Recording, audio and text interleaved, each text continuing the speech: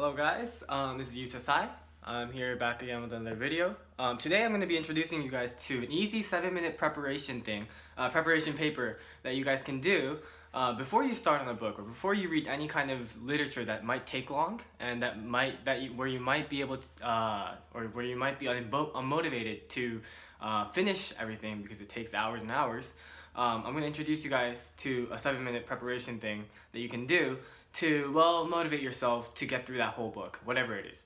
And so the concept of what I'm going to introduce here lies on the principle of self-relevance. Now, stuff that are relevant to us, we are interested in, obviously. And once we buy a Tesla car, then we're going to start to notice Tesla cars, in the public. Once you buy like some shirt from Zara, then you're going to notice more people wearing Zara clothes. And that's not because the people around you change, it's because your perception changed because the information was more relevant to you. So now the 7-minute preparation is literally writing answers to three questions about the book, of yourself, and then just slamming that as like a bookmark. So the first question is, why am I reading this book? Now, I'm reading this book called Grit. It's in Japanese, but it's by Caroline Adams Miller. The English version is called Getting Grit: The Evidence-Based Approach to Culture, Passion, Perseverance, and Purpose. I'm gonna put the link down below for the Amazon code. And it's the book I'm basing all my grit videos on right now. So I like you guys to check it out. I'm gonna base this book, off of these three questions. So number one, I'm gonna put this on the overviews, the description below. So just check that out.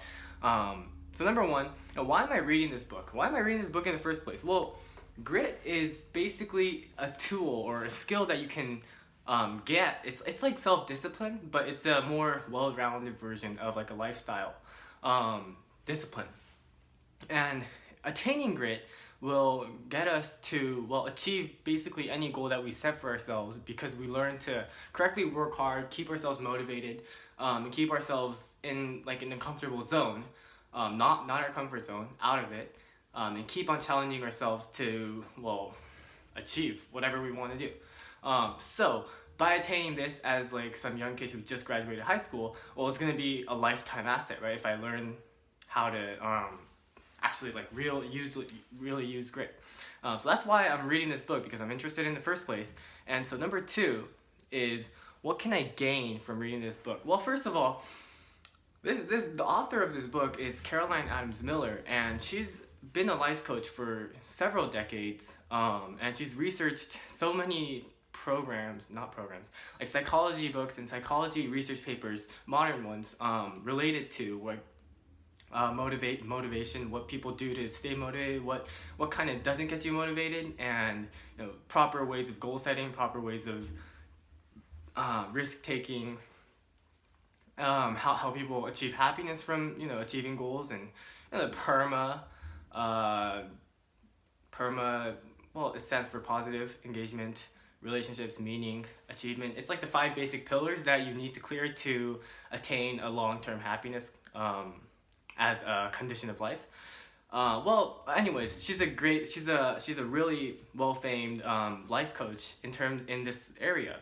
So, and she wrote this book. I can get it, it takes 3 to 4 hours to read this. It covers all aspects of grit, or whatever she researched so far. And if I'm reading that for 3 to 4 hours, that's basically a private lesson on grit, which is, as I explained, a strong asset once you attain it. And if I ask her to actually give me a personal lesson, it's gonna take $1,000 to $2,000 for just a few hours. It's she's a big, she's a well-famed person. Well, just buying this book for $30, and I'm gonna get that knowledge, and I can spend all my time just rereading the stuff that I thought it was important. I can just output my information so it sticks more into my brain here, and also teach you guys the knowledge. So it's a great thing. But just by reading this book, and what can I gain from it? So I'll write that down on my piece of paper. And then number 3, what kind of different person can I become by reading this book? Well, by reading this book, I'm not going to change as a person completely just by reading a book. Life would be too easy, and everyone would be successful if you just need to read one good book, and then that'll change you and you're set for life. No, but I can learn the directions, and I can learn the action-oriented like direction that I can direct my life towards by reading this book and getting the advice from this professional who's consulted so many people who want to achieve more.